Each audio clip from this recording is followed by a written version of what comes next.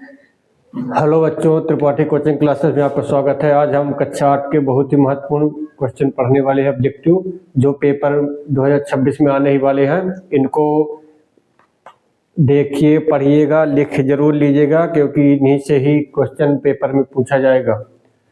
Question number पहला लिखा हुआ है, सही विकल्प चुनकर लिखिए। ध्यान दीजिएगा बच्चों, जो क्वेश्चन सॉल्व किया जाता है उसको वीडियो रोक कर देख लीजिएगा, लिख लीजिएगा, फिर उसके बाद आगे चालू करिएगा। क्वेश्चन नंबर पहला है, एक 7/2 मीटर कपड़े में से 5/3 मीटर कपड़ा काटने पर कितना कपड़ा शेष बचेगा। कितना दिया हुआ? 7/2 7/2 दिया है। 7/2 मीटर में से 5/3 मीटर कपड़ा काटना है। काटना मतलब माइनस करना। कितना? 5/3। बटे में हो संख्याएं, बीच में प्लस हो चाहे माइनस हो, लघुत्तम लेते हैं। लघुत्तम बटे की संख्या के लेते हैं। 3 और 2 का लघुत्तम आ जाएगा 6 आ जाएगा। 3 और 2 का लघुत्तम 6 आ जाएगा। 2 का भाग करेंगे 6 में, कितने बार जाएगा? 3 बार जाएगा। जितने बार जाए इससे गुणा कर देना है, तो 3 बार जाएगा। 3 का गुणा 7 से कर देंगे। 7 से गुणा कर देंगे 3 का, माइनस 3 का भाग करना 6 में, कितने बार जाएगा? 2 बार जाएगा। 2 का गुणा कर देना, 5 से गुणा कर देना है। 7 त्रिक 21 हो जाएगा, माइनस 5 दूनी 10 हो जाएगा। बटे में 6 ही रहने देना है। प्लस माइनस से घटती है संख्या, चिन्ह बड़ी संख्या का आता है। बड़ी संख्या प्लस की दी हुई है, तो 21 में से 10 घटाएंगे 11 आएगा। 11/6 इसका आंसर आ जाएगा 11/6। इसको नोट कर लीजिए, इसका आंसर आ जाएगा 11/6। 11/6 ऑप्शन नंबर बी।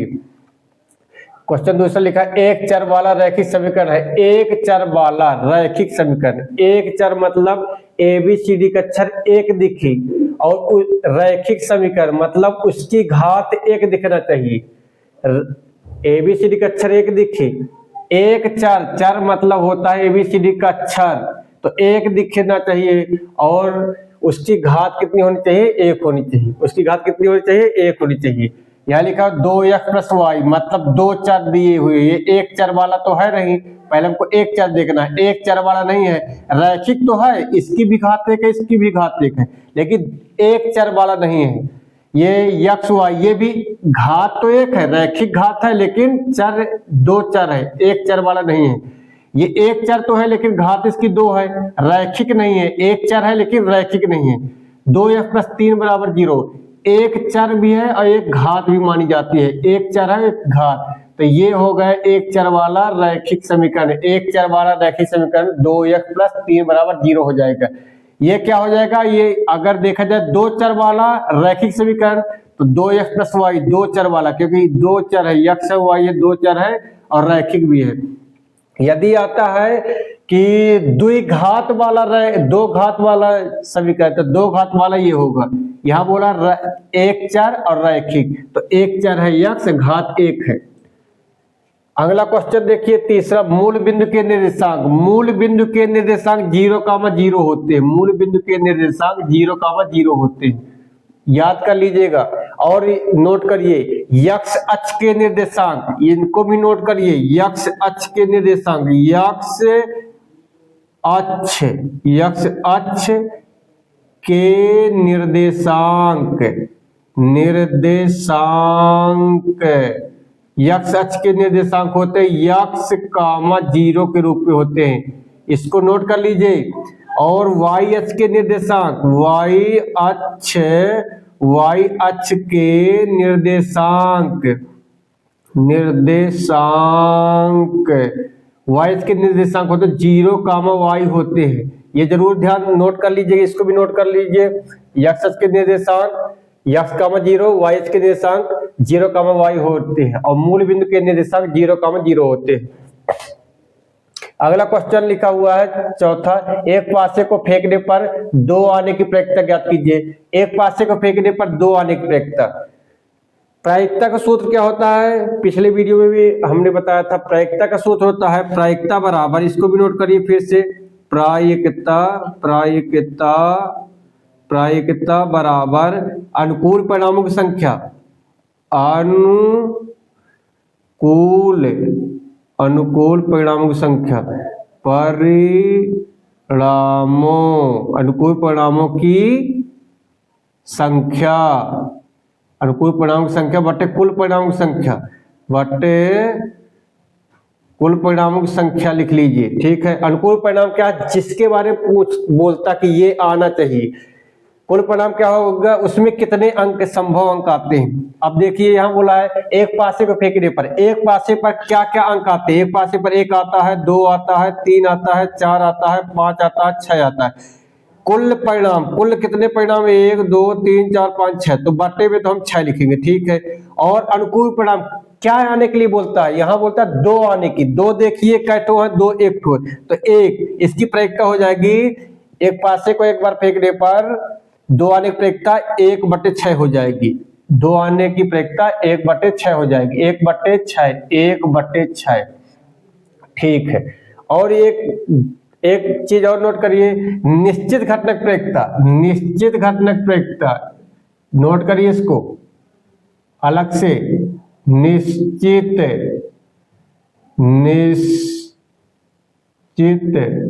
घटना की प्रायिकता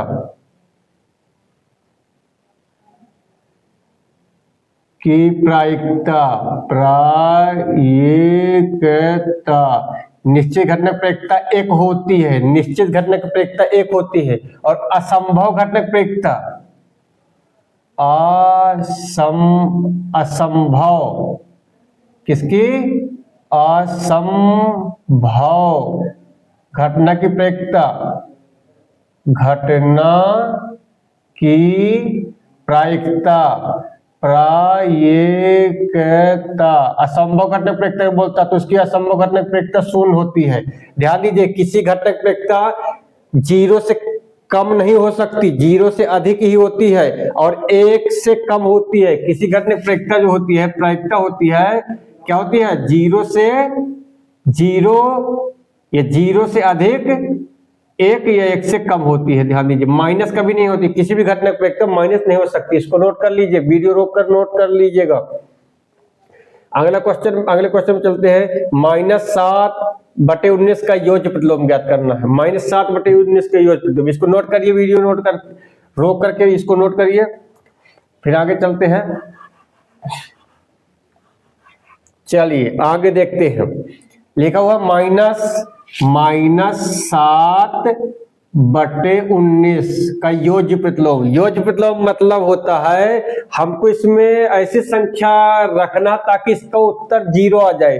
तो हम जैसे -7/19 है, तो अगर +7/19 कर देंगे तो इसके उत्तर 0 आ जाएगा।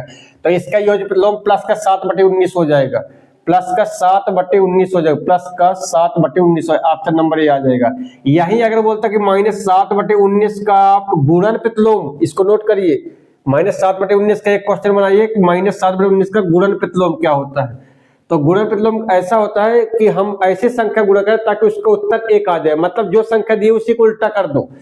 -7/19 का गुणन प्रतिलोम -19/7 हो जाएगा। -7/19 का गुणन प्रतिलोम -19/7, मतलब 7/19 है तो 19/7, चिन्ह वही रहता है। अगर गुणन प्रतिलोम आता है तो ध्यान दीजिए, इसको भी नोट करिए। अगला 81 की वर्ग में इकाई का अंक, 81 की वर्ग में इकाई का अंक, वर्ग में इकाई का अंक मतलब 81 का वर्ग करेंगे तो इसमें हमको ट्रिक का इस्तेमाल करना। ट्रिक, जो इकाई के अंक में उसका वर्ग कर दो, 1 का वर्ग करेंगे तो 1 आएगा, 1 का वर्ग करने पर 1 आएगा, तो इसके वर्ग के इकाई के अंक में 1 आ जाएगा। नोट करिए इसको। आगे देखिए, 35 किलोमीटर का 25 किलोमीटर से अनुपात, 35 किलोमीटर का 25 किलोमीटर से अनुपात निकालना। अनुपात मतलब बटे में होता है, 35 किलोमीटर बटे 25 किलोमीटर। ऐसी कोई संख्या देखिए जिसका भाग दोनों में चला जाए, 35 और 25 में, तो 35 का अगर हम गुणनखंड करेंगे तो 5 सते 35 होगा, अब 25 का करेंगे तो 5 गुणे 5 होगा, 1 5 से 1 5 कट गए, 7/5 मतलब 7:5 आ जाएगा इसका, 7:5, 7:5, ये ऑप्शन नंबर डी हो जाएगा। इसको नोट करिए। आगे चलिए, आगे एक चतुर्भुज के 3 कोण बराबर है, एक चतुर्भुज के 3 कोण बराबर है और चौथे कोण की माप 120 डिग्री है। तो बराबर कोणों में से प्रत्येक की माप, मतलब हर कोण की माप बताइए, जो बराबर कोण उसको बताना है। इसको नोट करिए वीडियो रोक करके। आगे देखिए, एक चतुर्भुज के, हमको पता चतुर्भुज के चारों अंतः कोणों के योग 360 अंश होता है। चतुर्भुज के चारों अंतः कोणों का योग 360 डिग्री होता है। तो हम चारों कोणों के योग 360 डिग्री होता है। तो यहाँ पास 3 कोण तो बराबर है, तीनों कोण हमने मान लिए यक्ष। पहला कोण यक्ष मान लिए, प्लस दूसरा कोण भी यक्ष मान लिए, तीसरा कोण भी यक्ष मान लिए, चौथा कोण तो दिया हुआ है हमारा ना 120 डिग्री बराबर 360 डिग्री। चतुर्भुज के चारों अंतः कोणों के योग, यहाँ अगर 2 नंबर में पूछता है तो लिख देना चतुर्भुज के चारों अंतः कोणों के योग 360 डिग्री होता है। और प्रत्येक कोण बराबर, 3 कोण बराबर, इसलिए प्रत्येक कोण को यक्ष मान लिए हम।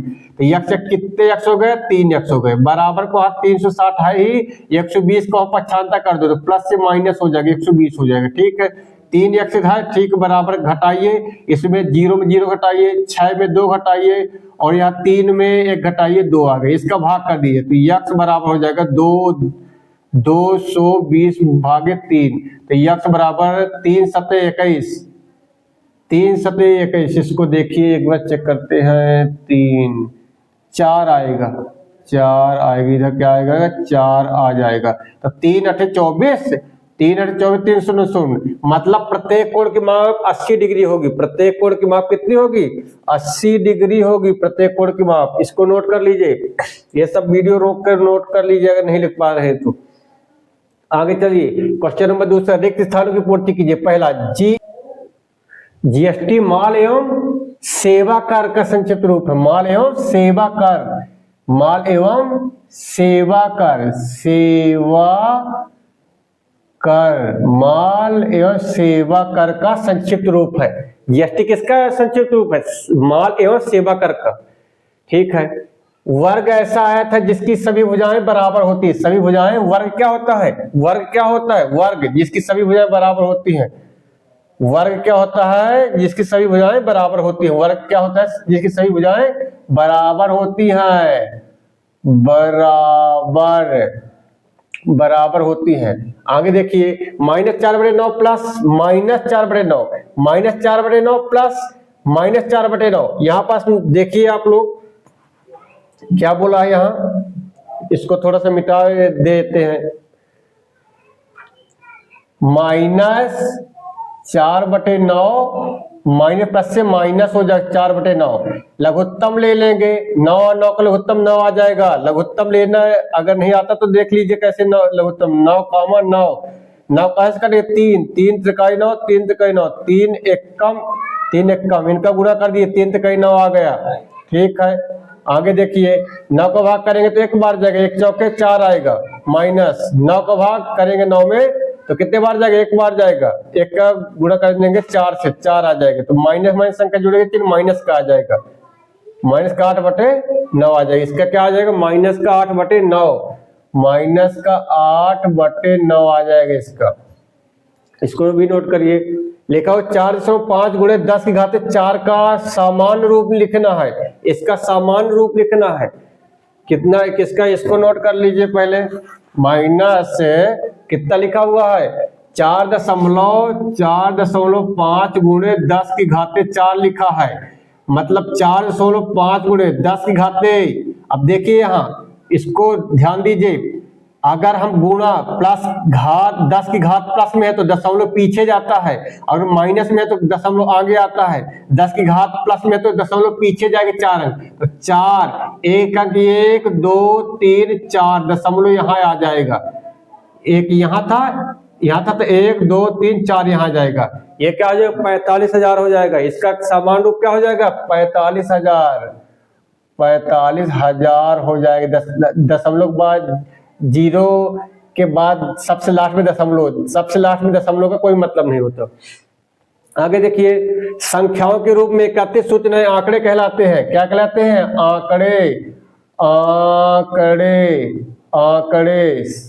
आंकड़े कहलाते हैं। 1729, 4104, 13,832 संख्या रामानुजन संख्या कहलाती है। रामानुजन संख्या सबसे छोटी संख्या 1729 होती है, एक वीडियो में ये हो चुका है। रामानुजन की सबसे छोटी संख्या क्या है? 1729 को रामानुजन की सबसे छोटी संख्या कहते हैं। रामानुजन, ये सब संख्या किसकी है? रामानुजन, रामानुजन, नूजन, रामानुजन संख्या कहते हैं इनको, रामानुजन संख्या कहते हैं। ठीक है, आगे आइए, आगे क्या लिखा हुआ है? 2/3, 2/3 यक्स वाई गुणे माइनस का 9/10 यक्स स्क्वायर वाई स्क्वायर गुणा करेंगे। तो देखिए गुणा अगर करते हैं हम तो 2 से ये 10 कट जाएगा, 2 पंचे 10, ऊपर नीचे संख्या कट सकती है। 3 से 9 कट सकती, 3 एकम 3, 3 त्रिकाई 9, ये आ जाएगा। ऊपर कितना बचेगा? माइनस का 3 बचेगा, और तो कुछ नहीं बच रहा, देख लीजिए। अब बाटे में बचेगा 5, -3/5 तो रहेगा, और क्या बचे? यक्स है, यहाँ यक्स स्क्वायर है, गुणा करने पर घातें जुड़ती है, यक्स घाते 3 हो जाएगा, क्योंकि यक्स स्क्वायर है, यहाँ यक्स घाते 1 मानी जाएगी, वाई की घात 1 मानी जाएगी, वाई स्क्वायर है, गुणा करने पर घातें जुड़ती हैं, 3 आ जाएगा। इसका आंसर कितना आ जाएगा? माइनस का 3/5 यक्स क्यूब वाई क्यूब, ये इसका आंसर आ जाएगा। इसको भी नोट करिए।